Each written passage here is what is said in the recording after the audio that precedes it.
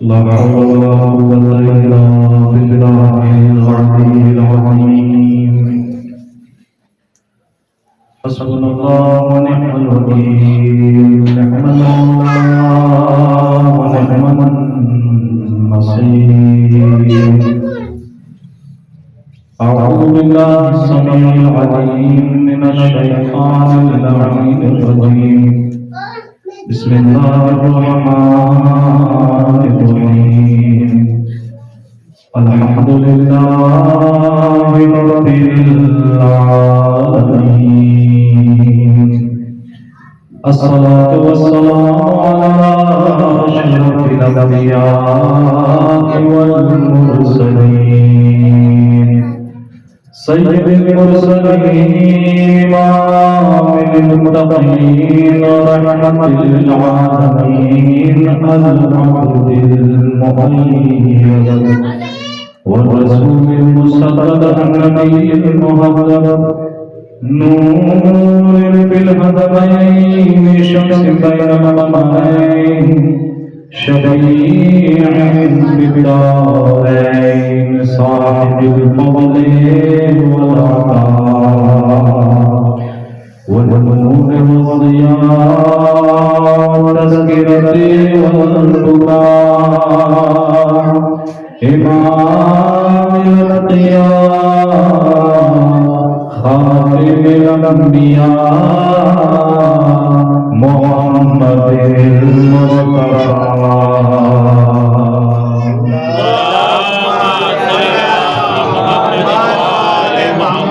المكي المدني القرشي الهاشمي المطلبي، مولانا مقتدى وهادينا ناصرنا بالقاسم محمد.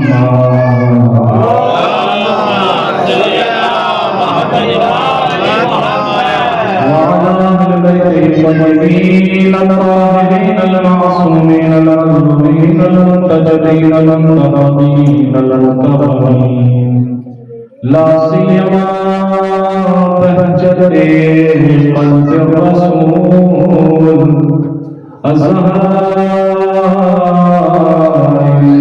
البتول، السيدة الجليلة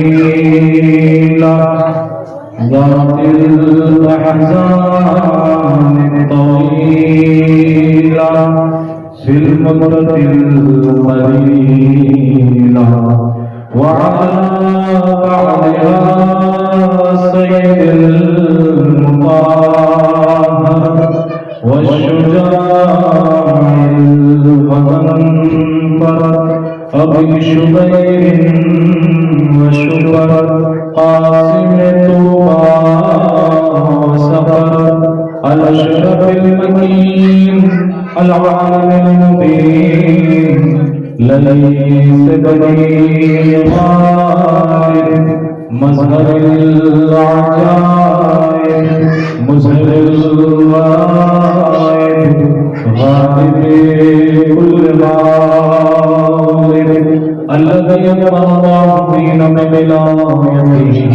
يوم بدير، ولعنة الله على أعدائه أجمعين من الآن إلى قيام يوم الدين. قال رسول الله صلى الله عليه وآله وسلم: فاطمة بضعة مني. صلى الله عليه وسلم.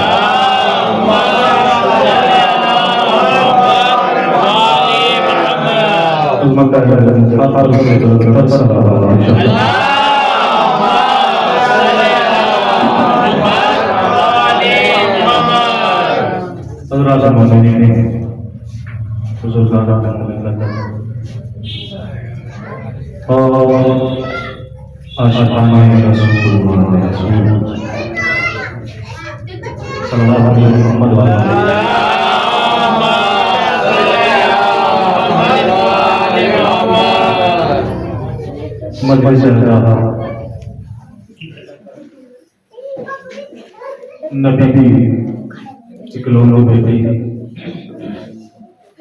جناب سیدہ شہادت کی مناسبت سے رکھی گئی ہے۔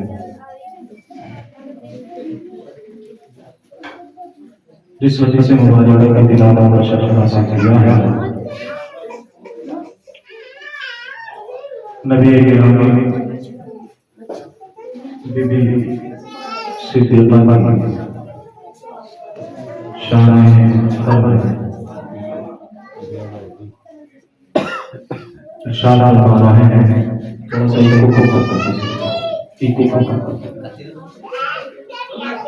فاطمہ بضعۃ منی، فاطمہ میرا صلوات پڑھیے محمد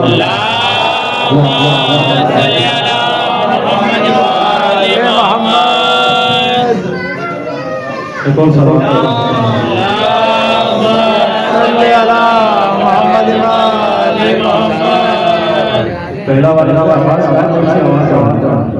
پہلا ایک اور صلوات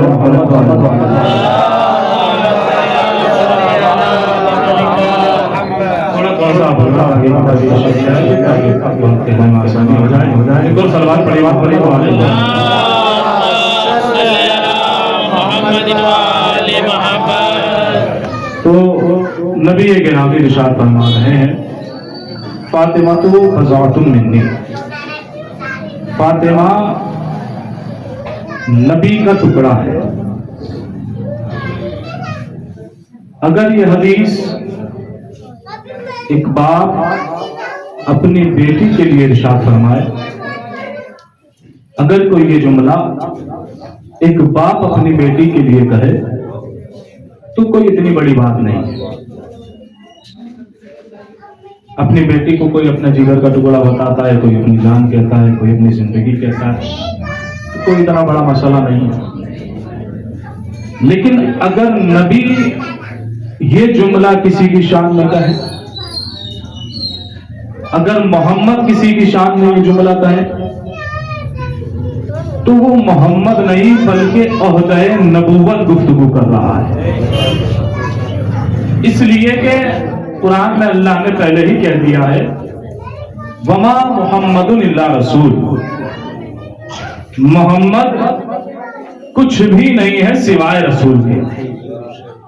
یعنی محمد کو جب بھی دیکھنا تو عہدہ رسالت کی طرف دیکھنا، محمد کی طرف جب بھی دیکھنا، جب بھی محمد کی کوئی بات ایکسپٹ کرنا، جب بھی نبی کی شان سے، نبی کے دہان اقدس سے نکلے ہوئے کلمات کو سننا، تو کبھی یہ نہ دیکھنا کہ یہ محمد کہہ رہے ہیں، بلکہ یہ محمد نہیں بلکہ اللہ کا نبی کہہ رہا ہے، یہ اللہ کا رسول کہہ رہا ہے۔ اس کا مطلب یہ ہے کہ اگر نبی یہ فرما رہے ہیں کہ فاطمہ میرا ٹکڑا ہے، تو پھر یہ محمد نہیں، ایک باپ نہیں بلکہ اللہ کا نمائندہ یہ کہہ رہا ہے، اللہ کا رسول یہ کہہ رہا ہے کہ فاطمہ میرا ٹکڑا ہے۔ اور نبی نے یہ نہیں فرمایا کہ فاطمہ میرے جگر کا ٹکڑا ہے، اور فرمائیے گا جان محترم، فاطمہ میرے جگر کا ٹکڑا ہے، اس لیے کہ اگر جگر کہہ دیا جائے تو عظمت سیدہ محدود ہو کے رہ جائے گی، اس لیے کہ جگر جسم میں ہوتا ہے، روح میں نہیں ہوتا۔ توجہ فرمائیے، جگر جسم میں ہوتا ہے، روح میں نہیں ہوتا. فاطمہ فقط جسم رسالت، جسم نبی کا ٹکڑا نہیں ہے، بلکہ فاطمہ نبی کی روح کا بھی ٹکڑا ہے، فاطمہ رسالت کا بھی ٹکڑا ہے، فاطمہ عصمت نبی کا بھی ٹکڑا ہے، فاطمہ نبوت نبی کا بھی ٹکڑا ہے. ایک صلوات پڑھیں عظمت محمد.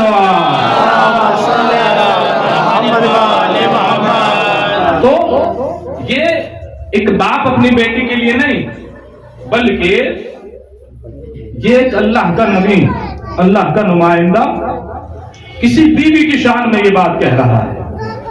اور صرف کہا نہیں، عمل کر کے بھی دکھایا، عمل کر کے بھی دکھایا. اور نبی وہ ذات ہے کہ جس کے ہر عمل پر اللہ نے عصمت کا پہرا لگایا ہے. یعنی نبی اپنی طرف سے کوئی فعل انجام نہیں دیتے. نبی جب بولتے ہیں تو اپنی طرف سے کچھ نہیں بولتے. نبی جب کچھ کہتے ہیں تو اپنی طرف سے کچھ نہیں کہتے. کیوں؟ اس لیے کہ اللہ نے قرآن میں ہر چیز پر پہرا لگا دیا ہے. اس لیے کہ انسان جب بھی غلطی کرے گا تو وہ تین چیزوں میں غلطی کر سکتا ہے بس، اس کے علاوہ یا تو اپنی سوچ میں غلطی کرے گا، یا اپنے قول میں غلطی کرے گا جو کہہ رہا ہے، یا اپنے عمل میں غلطی کرے گا بس.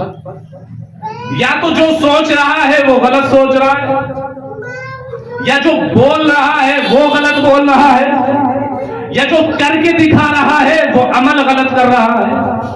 لیکن اللہ نے اپنے نبی کی ان تینوں چیزوں پہ پہرا لگا دیا کہ دیکھو نبی وما تشاؤون الا یشاء اللہ، نبی وہی سوچتے ہیں کہ جو اللہ سوچتا ہے.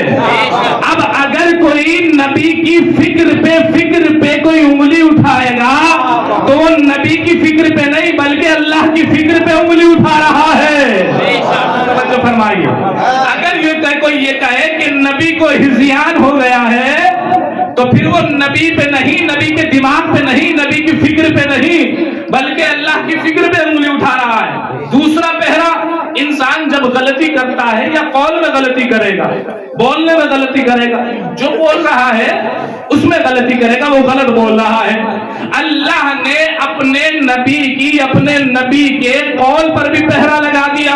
وما ينطق عن الهوى، دیکھو یہ میرا نبی ہے، یہ اپنی طرف سے کچھ بھی نہیں بولتا ہے، یہ وہی بولتا ہے کہ جو اللہ کہتا ہے، جو اللہ کی طرف سے اشارہ ہوتا ہے، جو وحی الہی ہوتی ہے یہ وہی بولتا ہے. اور تیسرا پہرا، انسان جب غلطی کرے گا تو اپنے عمل میں غلطی کرے گا، اپنے فعل میں غلطی کرے گا. اللہ نے نبی کے فعل پہ بھی پہرا لگا دیا. کیا کہا؟ جب نبی نے چاہا کہ کسی کی طرف، کفار کی طرف کنکری پھینکے تو اللہ نے قرآن میں کہہ دیا میرے حبیب وما رمیتا اذ رمیتا ولکن اللہ رما. میرے حبیب یہ کنکریاں تم نے نہیں پھینکی، یہ تو اللہ نے پھینکی ہے. غور فرمائیے، یہ کنکریاں یہ تم نے نہیں پھینکی، یہ تو اللہ نے پھینکی ہے. اس کا مطلب میرے عزیزو یہ ہے کہ نبی کا قول اللہ کا قول، نبی کی فکر اللہ کی فکر، نبی کا عمل اللہ کا عمل ہے. جب کنکریاں نبی نے نہیں پھینکی اللہ نے پھینکی ہے تو اگر کسی میدان میں نبی علی کو اپنے ہاتھوں پہ بلند کرے تو یہ نبی نہیں بلکہ اللہ کا عمل ہے. صلوات پڑھے محمد.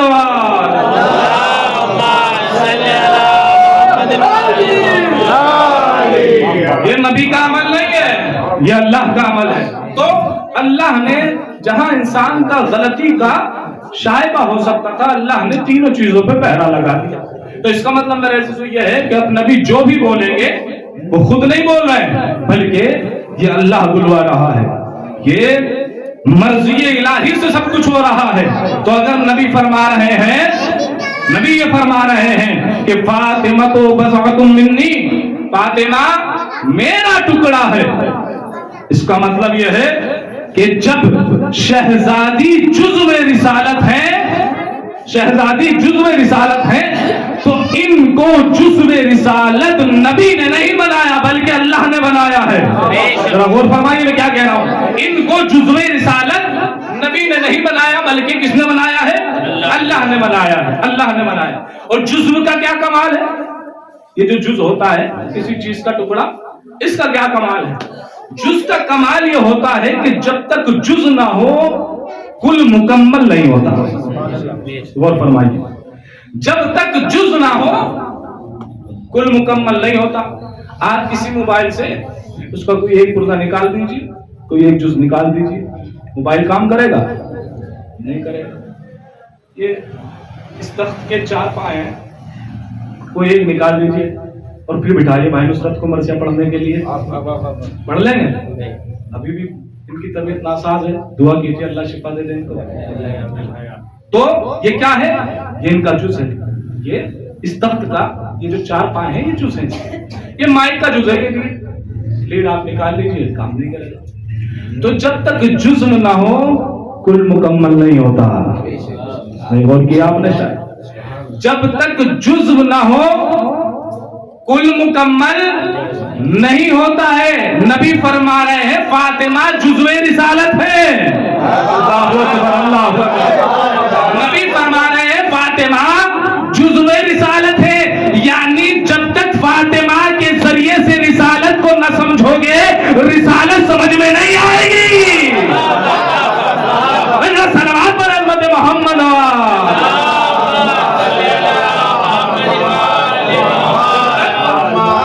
جب تک فاطمہ کے ذریعے سے رسالت کو نہ سمجھو گے.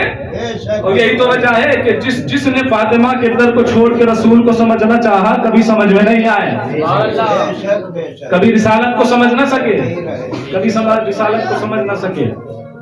یہی تو وجہ ہے کہ آج کے زمانے میں رسول کی رسالت پر انگلیاں اٹھا رہے ہیں دوسرے لوگ، کفار و مشرک. کیوں اٹھا رہے ہیں؟ کیونکہ انہوں نے رسالت کو وہاں سے سنا ہے کہ جہاں رسالت میں فاطمہ نہیں ہے. ذرا کبھی آ کے وہاں سے سنا ہوتا کہ جہاں فاطمہ کے ذریعے سے رسالت کو پڑھا جاتا ہے، جہاں علی کے ذریعے سے نبوت کو پہنچایا جاتا ہے، تو سمجھ میں آئے گا کہ رسول کی شان کیا ہے. تو یہ بیوی ایسی بیوی ہے، ایسی عظمت والی خاتون ہے جناب سیدہ.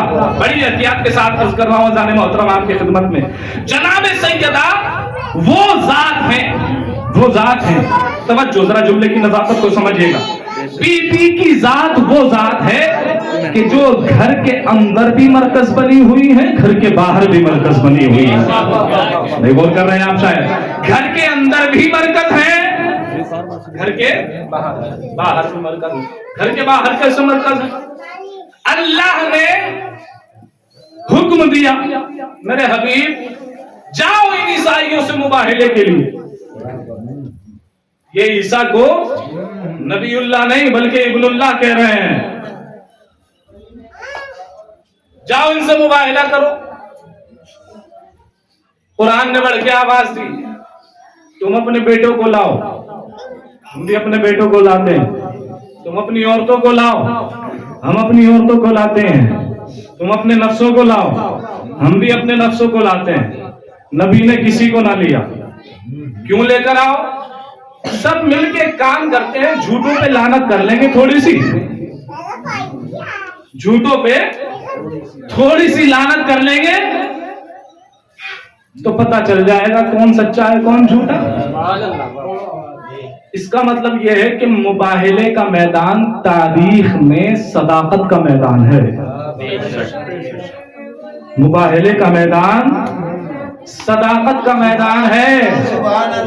مباہلے کا میدان صداقت کا میدان ہے. جو مباہلے کے میدان میں جائے گا وہی صدیق کہلائے گا. صلوات پڑھیں محمد و آل محمد پر.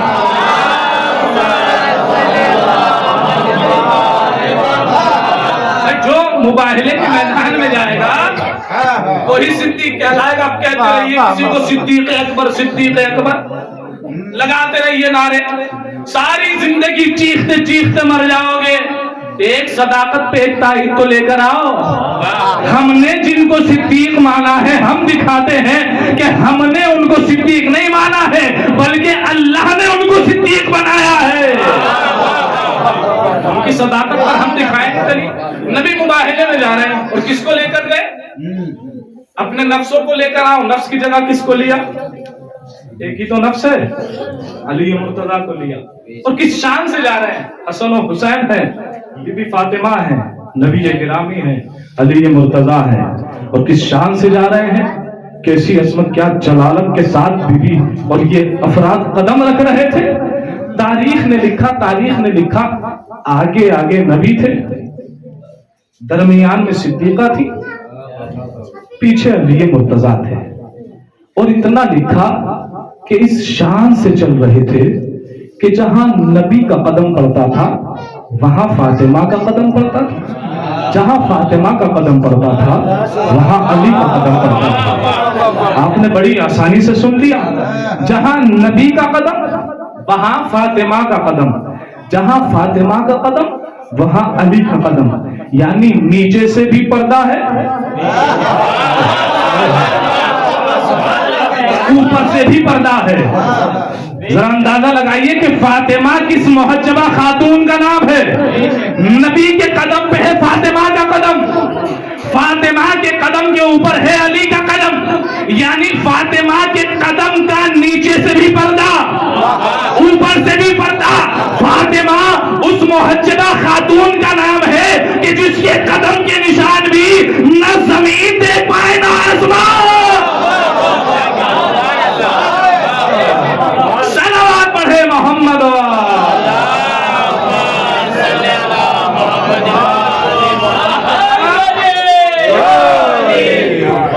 فاطمہ اس محجبہ خاتون کا نام ہے اس کے قدم کے نشان نہ زمین دیکھ پائے نہ آسمان۔ جہاں نبی کا قدم تھا، جہاں قدم رسالت تھا وہاں فاطمہ کا قدم، اور فاطمہ کے قدم کے اوپر تھا علی کا قدم۔ اس کا مطلب میرے عزیزو یہ ہے کہ فاطمہ امامت اور رسالت کے اتصال کا نام ہے فاطمہ۔ جہاں نبوت آ کر، جہاں امامت آ کر نبوت سے مل جائے اسی کڑی کا نام ہے فاطمہ۔ توجہ، فاطمہ اتصال نبوت و امامت کا نام ہے۔ یہ مباہلے میں نبی کے قدم پہ فاطمہ کا قدم اور فاطمہ کے قدم پہ علی کا قدم، یہ صرف قدم نہیں رکھنا تھا بلکہ یہ بتانا تھا کہ فاطمہ امامت کو نبوت سے ملا رہی ہے۔ کیوں ملا رہی ہے؟ اس لیے کہ اگر تمہیں نبوت کو سمجھنا ہے تو بھی فاطمہ سے سمجھنا ہوگا، اگر امامت کو سمجھنا ہے تو بھی فاطمہ سے سمجھنا۔ صلوات پڑھیں محمد والا۔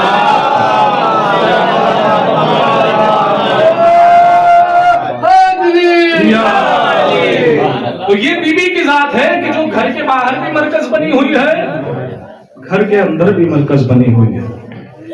بی بی کی ذات فاطمہ اس خاتون کا نام ہے، اس خاتون کا نام ہے۔ جب نبی آئے ہیں دروازے پہ بی بی کے، آپ حدیث قصہ میں پڑھتے رہتے ہیں، سنتے رہتے ہیں، جب آئے ہیں کیا کہا آنے کے بعد؟ انی اجدو فی بدنی ضعفا، میں اپنے بدن میں ضعف محسوس کر رہا ہوں۔ اچھا یہ بھی کمال ہے، نبی نے بدن کہا ہے، جسم نہیں کہا۔ بدن کہا ہے، جسم نہیں کہا۔ کیوں؟ کیا فرق ہے بدن اور جسم میں؟ بس ذرا سا فرق ہے، گردن سے نیچے جتنا بھی ہے سارا بدن ہے، اور اگر جسم کہہ دیا تو اب اس میں سر بھی شامل ہے، گردن بھی شامل ہے۔ نبی نے آگے فرمایا انی اجدو فی بدنی ضعفا، میں اپنے بدن میں ضعف محسوس کر رہا ہوں۔ یہ کمزوری جو ہے یہ بدن میں ہے۔ توجہ، یہ جو ضعف آیا ہے نبی کے بدن میں آیا ہے۔ کیوں؟ یا رسول اللہ آپ نے جسم کیوں نہیں کہا؟ کہ جسم میں سر بھی شامل ہے، اور سر میں صرف سر نہیں ہوتا بلکہ دماغ بھی ہوتا ہے۔ توجہ، سر میں صرف سر نہیں ہوتا بلکہ دماغ بھی ہوتا ہے۔ اگر میں کہتا کہ میرے جسم میں ذوق محسوس کر رہا ہوں تو شاید کل کو مورخ لکھ دیتا کہ نبی کا دماغ کمزور ہو گیا تھا۔ میں نے بدن کہہ کے پہلے ہی فیصلہ کر دیا کہ دیکھو نبی کا بدن تو کمزور ہو سکتا ہے، नबी का दिमाग कमजोर नहीं हो सकता। सलावत पढ़े मोहम्मद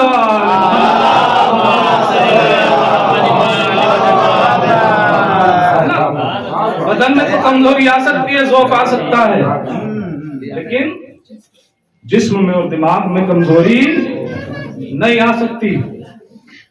फातिमा अपनी चादर दे दीजिए। अल्लाह अकबर, अल्लाह अकबर। जहां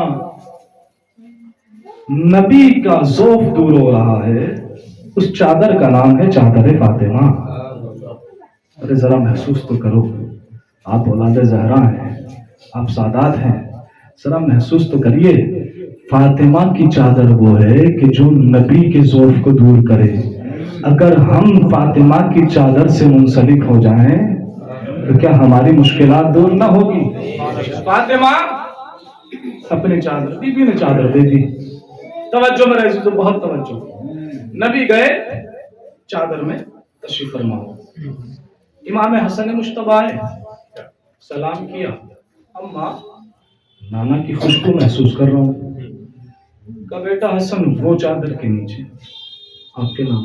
इमाम हसन गए, चादर में दाखिल हो गए। इमाम हुसैन आए, अम्मा नाना की खुशबू महसूस कर रहे। का बेटा आपके नाम, वो चादर के नीचे। इमाम हुसैन गए और चादर में दाखिल हो गए। अली मुर्तजा आए, बीबी नबी की खुशबू महसूस कर रहा हूं। या अली, नबी आपके बच्चों के हमरा चादर में तशरीफ फरमाए। मौलाए कायनात गए और चादर में दाखिल हो गए। और फरमाइए, इमाम हसन आए, नबी की खुशबू का वो चादर के नीचे। इमाम हुसैन आए, नबी की खुशबू का वो चादर के नीचे। मौलाए कायनात आए, का नबी की खुशबू का वो चादर के नीचे। इसका मतलब मेरे अजीजों ये है कि फातिमा इन तीनों हस्तियों को नबी का पता बता रही थी। अल्लाह का वो चादर के नीचे। इमाम हसन आए, नबी की खुशबू का वो चादर के नीचे। इमाम हुसैन आए, का वो चादर के नीचे। मौलाए कायनात आए, नबी की खुशबू का वो चादर के नीचे। भाई ये तीनों हस्तियां हैं कौन? ये तीनों है इमाम। इमाम किसे कहते हैं? इमाम होता है रहबर, इमाम होता है लीडर, इमाम होता है पेशवा, इमाम होता है रहनुमा, जो सारी कायनात को हिदायत का रास्ता बताए, उसे इमाम कहते हैं। नहीं बोल किया शायद आपने? जो सारी कायनात को हिदायत का रास्ता बताए, उसे फातिमा कहते हैं, उसे इमाम कहते हैं, उसे इमाम कहते हैं कि जो सारी कायनात को हिदायत का रास्ता बताए। अब तो अंदाजा लगाइए अज़मत फातिमा का। अम्मा जो सारी कायनात को हिदायत का रास्ता बताए, उसे इमाम कहते हैं। और जो तीन इमामों को नबूवत का रास्ता बताए, उसे फातिमा कहते हैं। सलावत पढ़े मोहम्मद।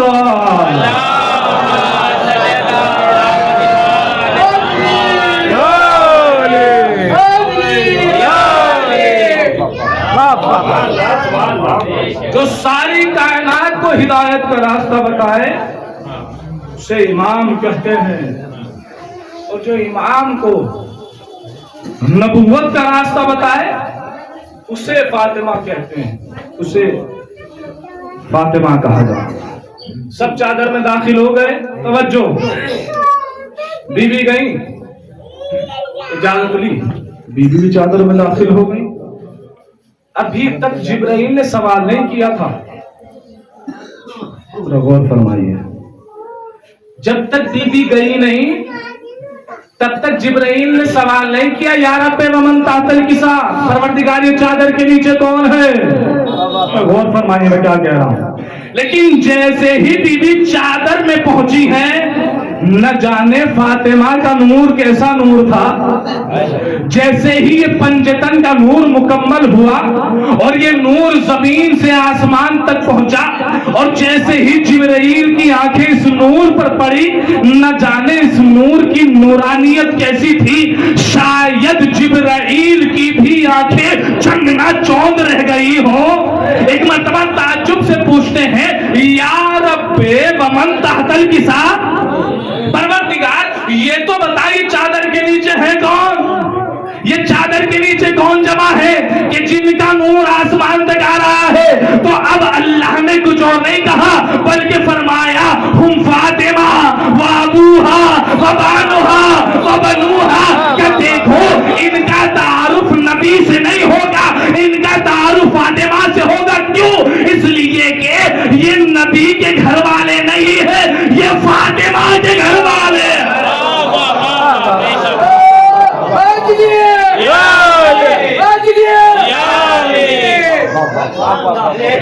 فاطمہ کے گھر والے ہیں.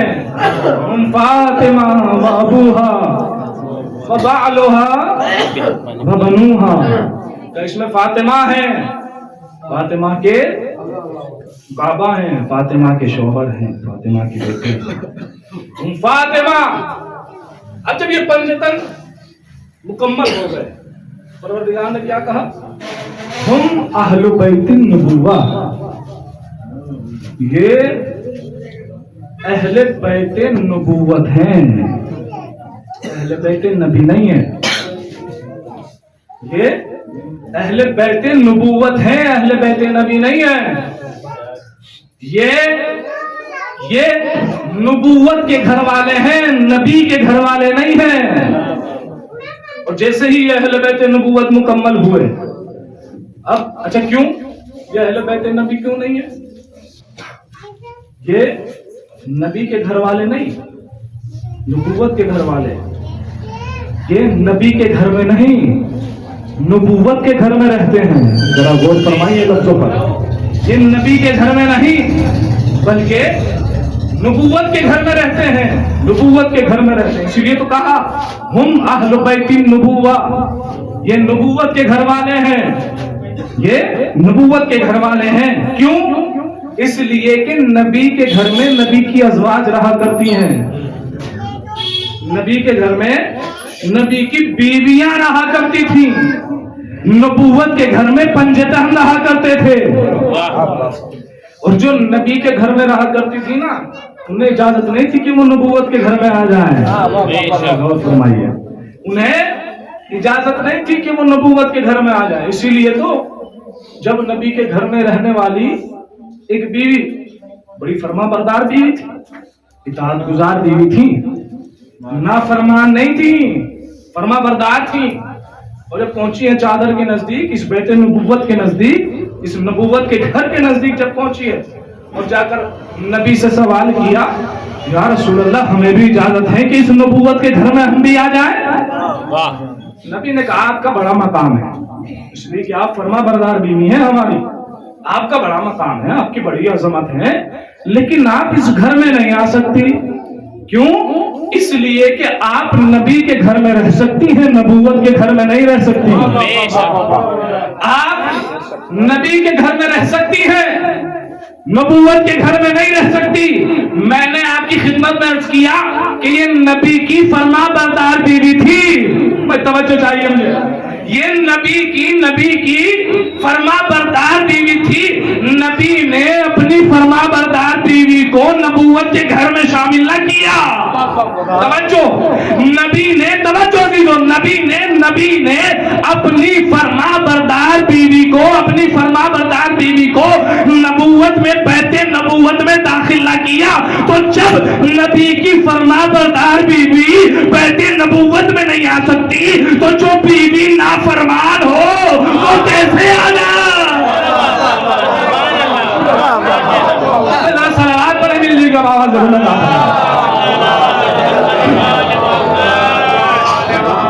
ایک اور صلوات پڑھیں مل جل کے آواز ضرور لگا.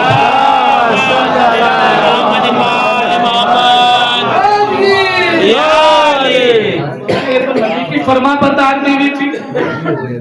جب فرما بردار بیوی کو داخل نہ کیا. توجہ میرے عزیزوں، بہت توجہ. تو جو بیوی نافرمان ہے اس لیے کہ نبی کے تو کسی نے لکھا 9 بیویاں تھیں، کسی نے لکھا 11 تھیں، کسی نے لکھا 13 تھیں، لیکن جہاں لکھا کہ اتنی ساری تھی وہیں یہ بھی لکھا کہ کچھ ایسی بھی تھی، ایسی بھی تھی. اور جب تک جناب خدیجہ زندہ رہی نا، نبی نے دوسری شادی نہیں کی. توجہ، جب تک جناب خدیجہ زندہ رہی نبی نے دوسری شادی نہیں کی.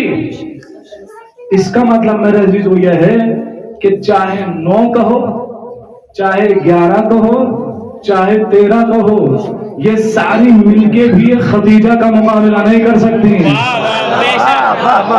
یہ ساری مل کے بھی ایک خدیجہ کے برابر نہیں ہے. یہ ساری مل کے بھی تو نبی کی کیوں؟ اچھا یہ جو بیویاں تھیں نبی کے گھر میں، ایک صلوات پڑھی محمد والے.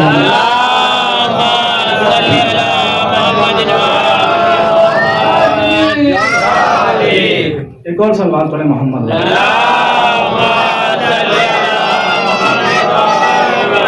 تمہارے عزیزو، یہ جو بیویاں تھیں نبی کے گھر میں، انہوں نے جناب خدیجہ کے بغض میں اپنے آپ کو جہنم کا ایندھن بنا دیا تھا.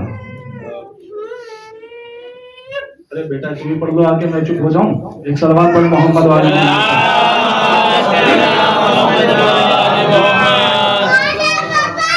تمہارے عزیزو، انہوں نے جناب خدیجہ کے بغض میں، ایک تو خدیجہ ہے کہ جس نے اسلام کے لیے، دین کے لیے، شریعت کے لیے اپنا سب کچھ قربان کر دیا. اللہ اکبر، اللہ اکبر. جس نے دین کے لیے اپنا سب کچھ قربان کر کے، اللہ نے اس خاتون کو خاتون جنت بنا دیا. اور کچھ ایسی تھی کہ جنہوں نے بغض خدیجہ میں اپنے آپ کو جہنم کا ایندھن بنا دیا. اور اتنا اس قدر بغض تھا ان کو، اس قدر بغض تھا کہ جب بھی نبی گرامی کے دہن مقدس پر جناب خدیجہ کا نام آتا تھا تو ان کے تن بدن میں آگ لگ جاتی تھی، اور ایسے ایسے جملے کہا کرتی تھی کہ خدا کی قسم ممبر پہ دہرانے کو دل نہیں کرتا ہے. یا نبی اللہ، آپ تو سن رسیدہ خدیجہ کو یاد کرتے رہتے ہیں. توجہ، اس سن رسیدہ خدیجہ کو یاد کرتے رہتے ہیں کہ جس کے چہرے پہ جھریاں پڑ گئی تھی. اللہ نے آپ کو جوان جوان بیویاں دی ہیں، آپ خدیجہ کو یاد کرتے رہتے ہیں. پلٹ کر نبی نے فرمایا کہ تمہیں معلوم ہے خدیجہ کس خاتون کا نام ہے؟ تم جانتے ہو خدیجہ کس خاتون کا نام ہے؟ اب نبی نے فرمایا کہ آمنت بی وکفر الناس، خدیجہ مجھ پہ اس وقت ایمان لائی کہ جب سب کے سب کافر تھے. اللہ اکبر، اللہ اکبر. آمنت بی وکفر الناس، خدیجہ اس وقت ایمان لائی کہ جب سب کافر تھے، جب سب کافر تھے. مجھے نہیں معلوم کہ نبی کے اس جملے کا کیا مطلب تھا، کیا مفہوم تھا، لیکن میں تو منطوق سے مفہوم تک اسی طریقے سے پہنچا ہوں کہ شاید نبی اپنی اس بیوی کو بتا دینا چاہتے ہو کہ دیکھو خدیجہ مجھ پہ اس وقت ایمان لائی کہ جب سب کافر تھے، جب سب کافر تھے، جب سب کافر تھے. ارے یہاں تک کہ تیرا باپ بھی کافر تھا. سلامات پڑھے محمد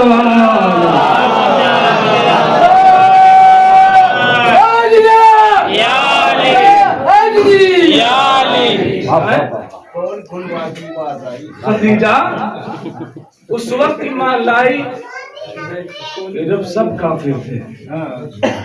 اور صحیح بخاری نے تو یہاں تک لکھ دیا جناب خدیجہ کی شان، جناب خدیجہ کی عظمت. کوئی آسان نہیں مثل خدیجہ ہونا،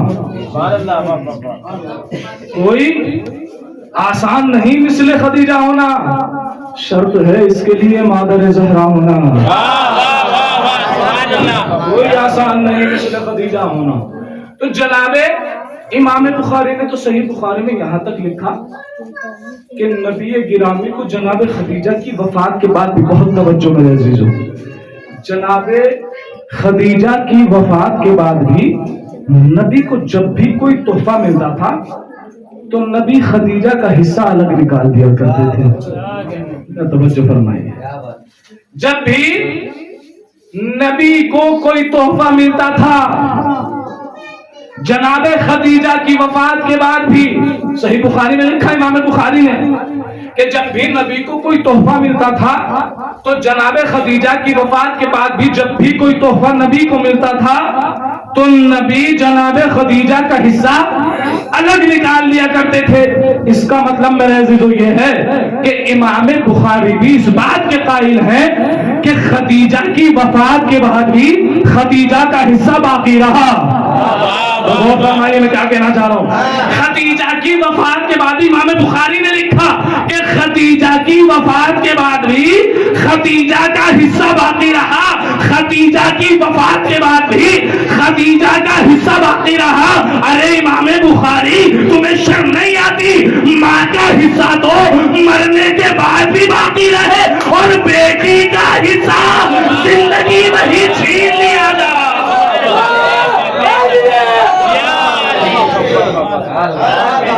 سلامات پڑھیں محمد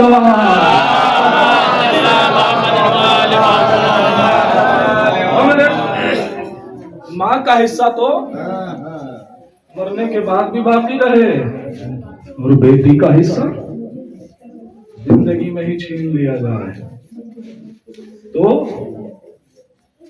شرم نہیں آتی؟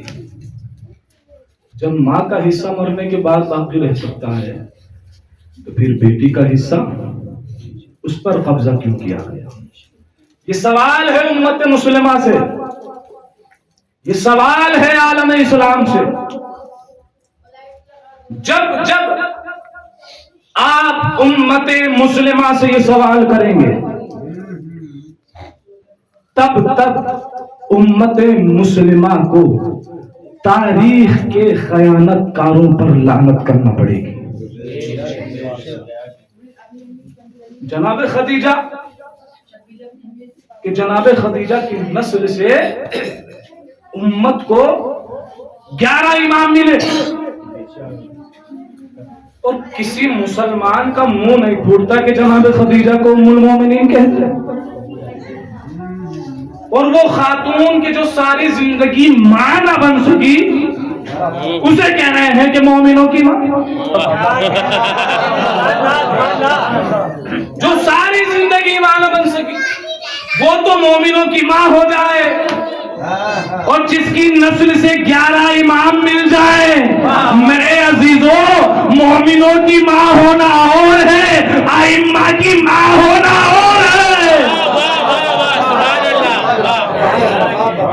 اس خاتون کو، اس خدیجہ کو، یہ تاریخ کا یہ خیانت نہیں ہے تو کیا ہے مورخ کی؟ یہ عالم اسلام کے ماتھے پر، پیشانی پر، عالم اسلام کے یہ پشیمانی کا جھومر بنا ہوا ہے یہ سوال کہ بتاؤ نبی کی بیٹی کا قاتل کون ہے؟ بتاؤ نبی کی بیٹی کو کس نے ستایا؟ بتاؤ نبی کی بیٹی کے فدق پر کس نے قبضہ کیا؟ بتاؤ نبی کی بیٹی کے شکم میں بچے کو کس نے قتل کیا؟ یہ عالم اسلام کے پیشانی پر پشیمانی کا جھومر بنا ہوا ہے یہ سوال۔ یہ صرف سوال نہیں ہے، یہ صرف سوال نہیں ہے بلکہ یہ ایک سوال تاریخ کے خیانت کاروں کی خیانت کا پتہ بتا رہا ہے۔ مسلمانوں ذرا ہوش کے ناخن خریدو۔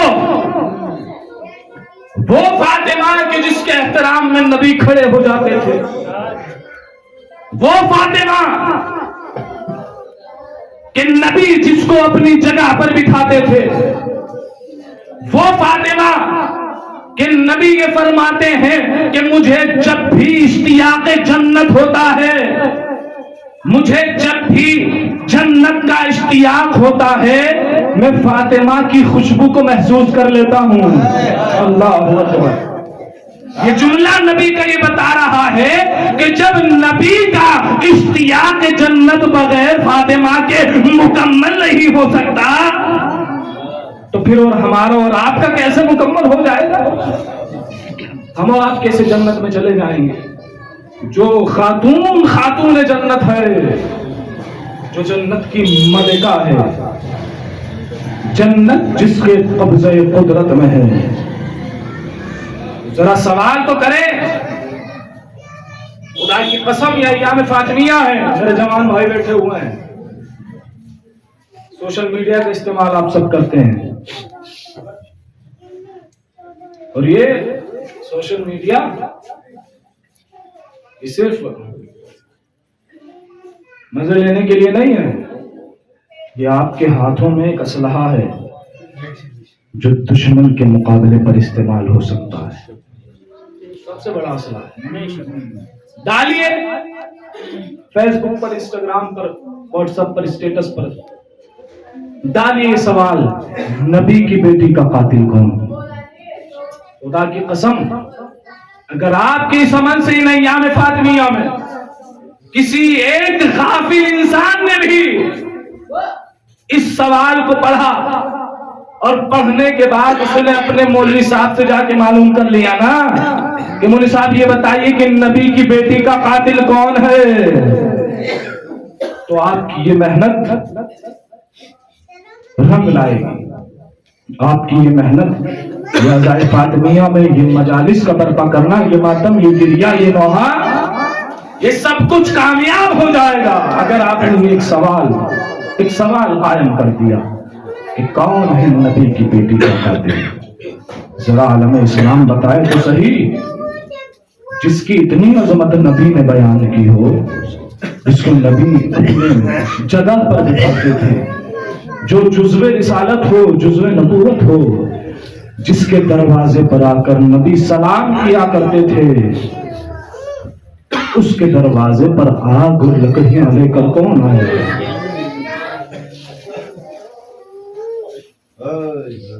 کس نے فاطمہ کے دروازے میں آگ لگائی؟ کس نے فاطمہ کے راستے کو روکا؟ کس نے رسول کی تحریر کو پھاڑا؟ کس نے فاطمہ کو دھمکیاں دی؟ یہ ایک جملہ ہے، لیکن خدا کی قسم ذرا اگر غور کیا جائے، ذرا بیٹھ کے انسان اگر سوچے تو ہر ایک جملہ اپنے اندر قیامت سمیٹے ہوئے. فاطمہ کو دھمکیاں دی جا رہی ہیں، فاطمہ دروازہ کھولو نہیں تو ہم دروازے میں آگ لگا دیں گے. اس دروازے میں آگ لگا دو گے کہ جس میں نبی کی بیٹی رہتی ہے، اس دروازے میں آگ لگا دو گے کہ جس میں نبی کے نواسے رہتے ہیں. ہاں ہم اس دروازے میں آگ لگا دیں گے. روایت یہ کہتی ہے کہ جب یہ ظالم پہنچے ہیں آگ اور لکڑیاں لے کر، دروازے کو آگ لگائی گئی. صرف آگ نہیں لگائی گئی، ذرا محسوس تو کرو اے فاطمہ کے چاہنے، فاطمہ پشت در پر کھڑی ہوئی ہے، دروازے میں آگ لگی اور جیسے ہی آگ لگی ہے اب کسی ظالم نے دروازے کو ایک زور سے دھکا دیا، فاطمہ در و دیوار کے درمیان پس کر رہ گئی. یا فضا خذینی، اے فضا مجھے سنبھالو، میرا محسن قتل ہو گیا. جزاکم اللہ خیر الجزا. خدا آپ کو کسی غم میں نہ رلائے. وہاں عزیز و بڑی قیامت کی مصیبت پہ سزا دی. فضا مجھے سنبھالو. ظالم پہنچے ہیں، گھر کے اندر داخل ہوئے، फातिमा गश के आलम में पड़ी हुई है। अली के गले में रस्सी का फंदा डाला गया। अली खामोश है। अली को घसीट के ले जाया जा रहा है। अली को कशा कशा ले जाया जा रहा है। बस जैसे ही फातिमा को गश से इफाका हुआ, एक मर्तबा अली के दामन को पकड़ लिया। कहा अबुल हसन को न ले जाओ, छोड़ो अबुल हसन को, अली मुर्तजा को छोड़ो। बस अली का दामन है और फातिमा का हाथ है। जरा महसूस करना आजादारो, अली का दामन है और फातिमा का हाथ है। फातिमा अली के दामन को छोड़ती नहीं है। एक मर्तबा खलीफा दोम अपने गुलाम कुलफुस को हुक्म देता है कि जाओ, अरे फातिमा के हाथ पर ताज़ियाना बरसाओ। अरे आज़ादारो, अरे फातिमा का ज़ालिम का ताज़ियाना। जज़ाकुमुल्लाहु खैरन। खुदा आपको किसी गम में ना रुलाए सिवाय मज़लूम में करबला के। अरे फातिमा का हाथ था और जालिम का ताज़ियाना था। और जैसे ही अली को लेकर चले ना, एक मर्तबा फातिमा फरमाती है, बीबी फरमाती है, अबुल हसन को छोड़ दो वरना मैं अपने बालों को परेशान कर दूंगी।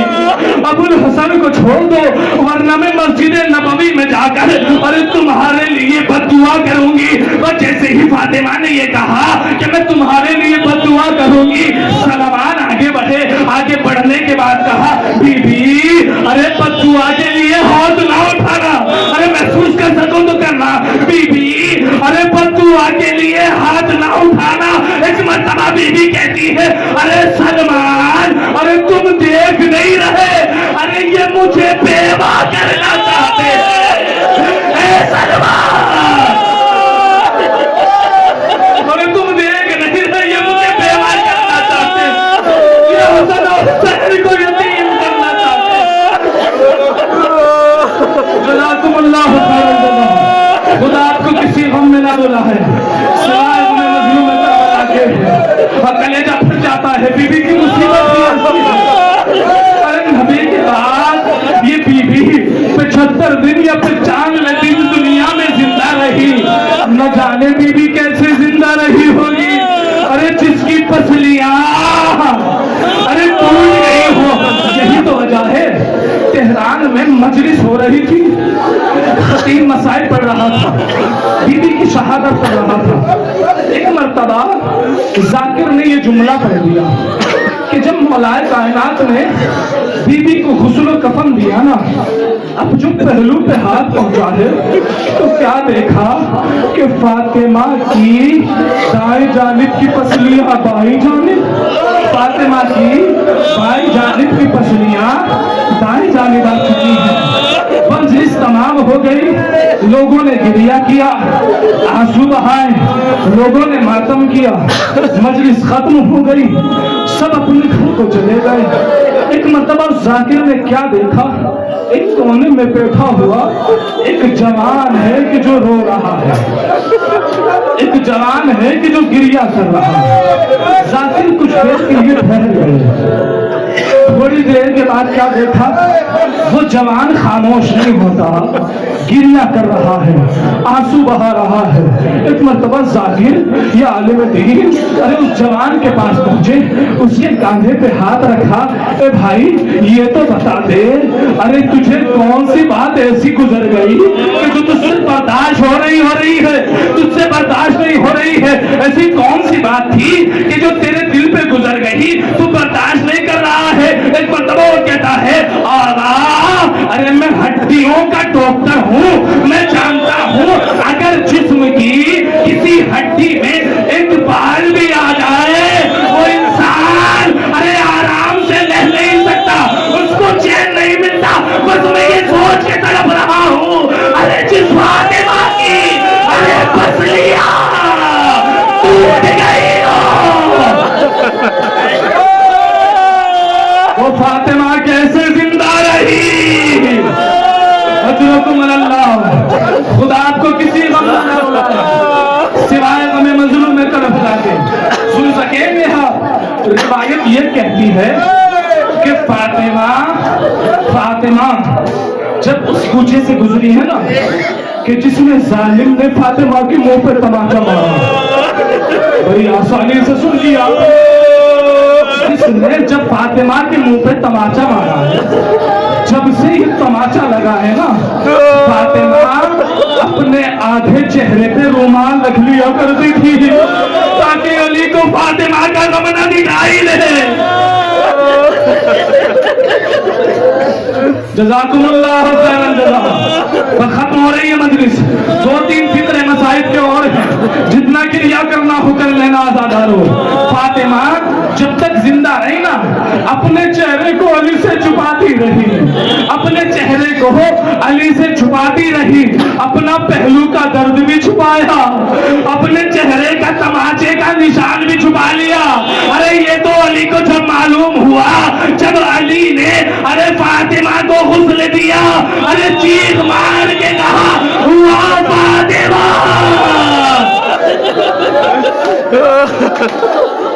صحابیوں نے پوچھا مولا آپ نے تو خود کہا ہے ارے زور سے نہیں رونا، چیخ مار کے نہیں رونا، آپ خود چیخ مار کے رو رہے ہیں، اے عزادار ہو۔ بس علی فرماتے ہیں ارے جیسے ہی میرا ہاتھ ارے فاطمہ کے پہلو پہ پہنچا، ارے فاطمہ نہ جانے زندگی بھر ارے کس درد سے گزرتی رہی، فاطمہ کی پسلیاں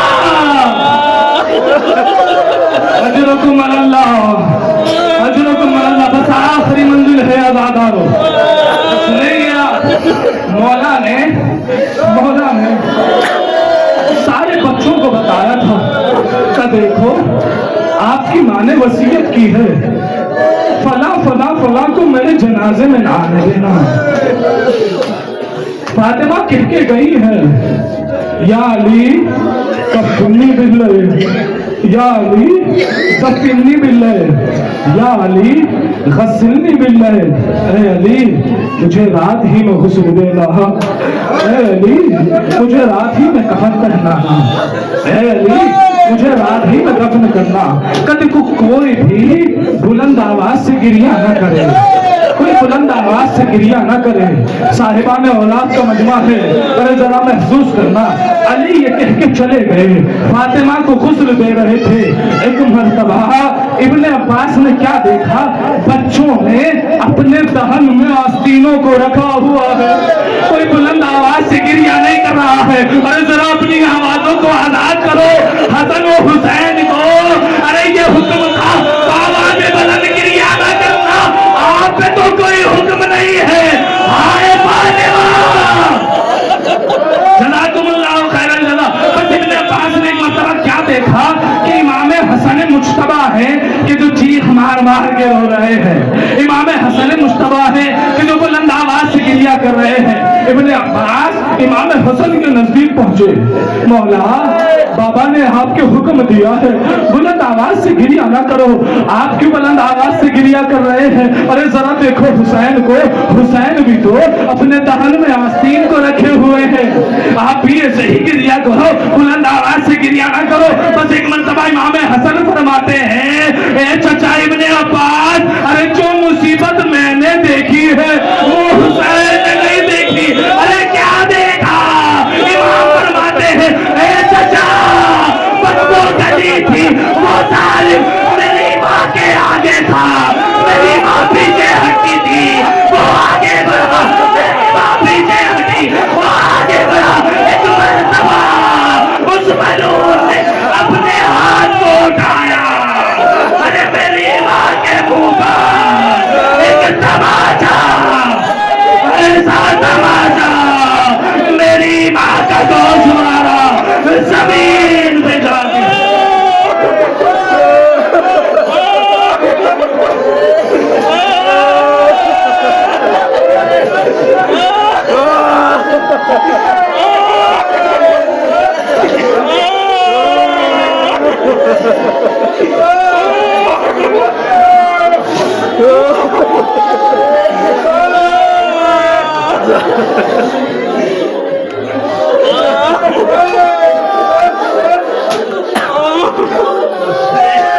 لا تو